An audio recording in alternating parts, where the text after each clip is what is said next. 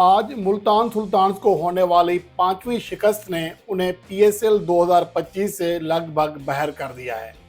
और आज के मैच में जिस अंदाज में या जिस लेवल की पिच थी, यहाँ पर अगर कोई टीम 185 रन का दिफा नहीं कर सकती तो उसकी बॉलिंग लाइन के ऊपर फिर शाबाश है। फिर ऐसी टीम किसी भी तरह आगे जाने की हकदार नहीं है। और जो आज मुल्तान सुल्तान्स की टीम बाहर हुई है वो उसकी मुस्तहक थी। ऑफिशियली तौर पर अभी भी नहीं कह सकते कि वो बाहर हो गई है, लेकिन यूं कहें कि बाहर हो चुकी है अनऑफिशियली तौर पर। अपने 6 में से 5 मैचेस हार चुकी है और आज का जो मैच था ये हारने वाला नहीं था। और एक तो बदतरीन बॉलिंग और ऊपर से कैच ड्रॉप, हत्ता के विकेट कीपर उस्मान खान जो है पीछे गेंद तक नहीं पकड़ पाते। तो बड़े अजीब व गरीब सूरत हाल है मुल्तान सुल्तान के साथ। बहरहाल लाहौर कलंदर के सिकंदर रज़ा को दाव देना पड़ेगी प्रेशर में, जिस तरह ही बुरी बॉलिंग हो रही हो, लेकिन इस तरह के प्रेशर में और इस तरह के सूरत हाल में इस तरह की इनिंग्स खेलना यकीनन बहुत बड़ा कारनामा है। मुसलसल तीसरा मैच है जिसमें वो शानदार बैटिंग परफॉर्मेंस दे रहे हैं। और उसके अलावा आज के मैच ने या आज की फतह ने लाहौर कलंदर को दूसरे नंबर पर पहुंचा दिया है। कराची किंग्स से पॉइंट्स टेबल पर दूसरी पोजीशन छीन ली है। अब कराची किंग्स और लाहौर कलंदर के जो पॉइंट्स हैं ऐन बराबर 6-6 हैं, लेकिन नेट रन रेट लाहौर कलंदर का बेहतर है, इसलिए वो दूसरे नंबर पर आ गई है। लाहौर कलंदर और कराची किंग्स ने 6-6 मैचेस खेले हैं, 3-3 जीते हैं, 3-3 हारे हैं। और उसके बाद जो चौथे नंबर पर टीम है वो पेशावर ज़ल्मी है। कोयटा ग्लैडिएटर्स 5वें और मुल्तान सुल्तान की टीम 6ठे नंबर पर है। हमेशा पॉइंट्स टेबल पर टॉप पोजीशन पर रहने वाली मुल्तान सुल्तान के लिए इस बार आखिरी पोजीशन से जान छुड़ाना लगभग नामुमकिन हो चुका है। बहरहाल आज के मैच की अगर बात करें, एक तो ये कि मोहम्मद रिजवान ने पावर प्ले में बहुत ही सुस्त बैटिंग की, कोई बाउंड्री नहीं लगाई। यासिर खान ने कोशिश की लेकिन वो ज़ाहिर बड़ी इनिंग्स नहीं खेल सके, जिसका इम्पेक्ट पड़ा। और अगर वो एग्रेसिव माइंड के प्लेयर हैं, अगर वो थोड़ी देर और क्रीज पर काम करते तो शायद पावर प्ले अच्छा हो जाता। लेकिन 18 गेंदों पर 24 रन किए। मोहम्मद रिजवान की अगर बैटिंग की बात करें तो एक तो पावर प्ले में कोई बाउंड्री नहीं लगाई, लेकिन 15.2 ओवर्स तक भी जब वो क्रीज पर खड़े रहे तो सिर्फ 2 चौके लगाए। 105 के स्ट्राइक रेट से बैटिंग की, लेकिन डेथ ओवर्स में 13 गेंदों पर 39 रन करके अपनी पिछली नाकामी का या सुस्त बैटिंग का किसी हद तक अजाला कर दिया। 300 के स्ट्राइक रेट से खेले और आखिरी 13 बॉल्स पर 6 बाउंड्रियाँ लगाईं, बल्कि 7 बाउंड्रियाँ लगाईं, जिनमें 4 चौके और 3 छक्के शामिल थे। तो उसके साथ साथ कामरान गुलाम ने उनका भरपूर साथ दिया।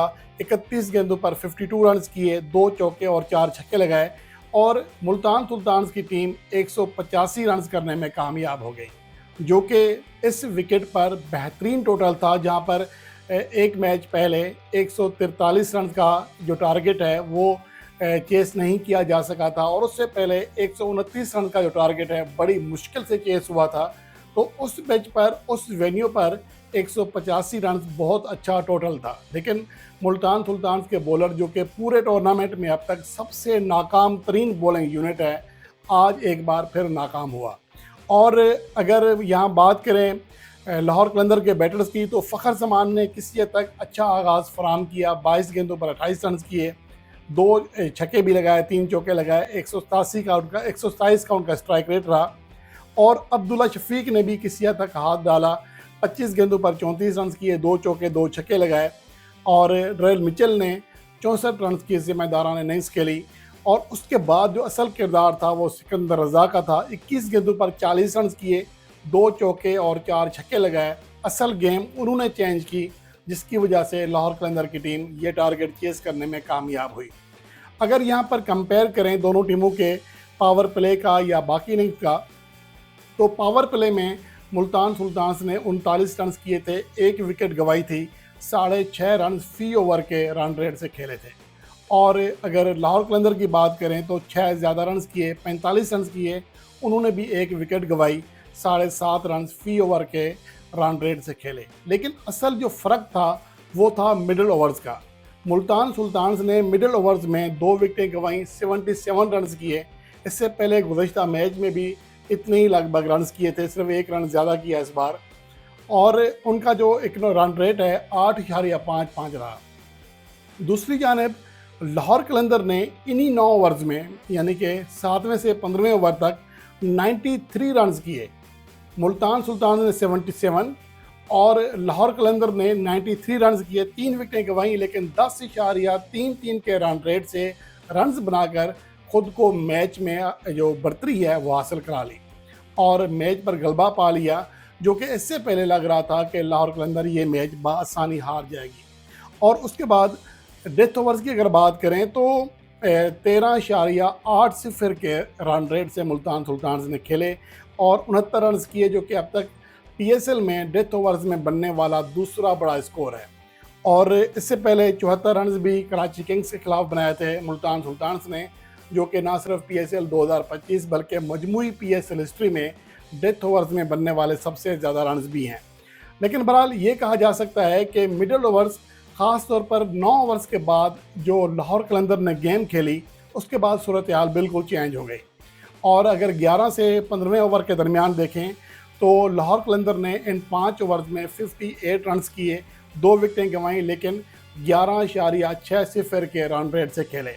डरेल मिचेल ने और सिकंदर रज़ा ने सिर्फ 24 गेंदों पर अपनी 50 मुकम्मल की शराकत की।